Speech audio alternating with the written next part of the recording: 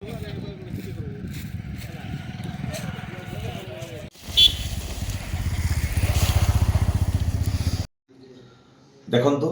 सरकार नारा दौरान वन विभाग नारा दौर जंगल सुरक्षा जीवन रक्षा।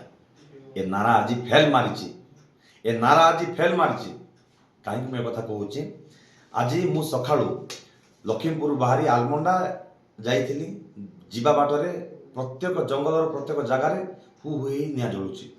भाविली हुए तो विभाग अधिकारी आउे गुरुत्व देवे। किसी दिन पूर्व लक्ष लक्ष टका खर्च कर अग्नि निरोधक मंच तैयारी करते वन विभाग अधिकारी माने प्रत्येक जगार निर्माण करते किंतु सेगुड़ा केवल धुआं बाण मुझे जहाँ अनुमान करुगुड़ा केवल लोक देखाणिया। विभाग अधिकारी दर्शन ना कौन सी अधिकारी जानी भी नथिले जे एते गुड़े जगार निया लगी बोली। मु फेरिबा समय रास्ता कड़े निया लगी देखी निजे ओह्लई निया लिभेली। डीएफओ को जो कल फोन कली सी निज आड़ कहते 47 गोटी जगार आज निया लगी बोली सैटेलाइट ट्रेस कर सार बोली से मते उत्तर रखुंट किंतु कौन विभाग अधिकारी को पठाइबा कथा से मते प्रश्न उत्तर देना। जहाँ जना पड़ी विभाग अधिकारी काम काम जमार करूना जहाँफल आज गोटे दिन में लखीमपुर बनखंड और नानपाटना बनखंडर 47 गोटी जगार निया लगी आज जंगल नष्ट होती।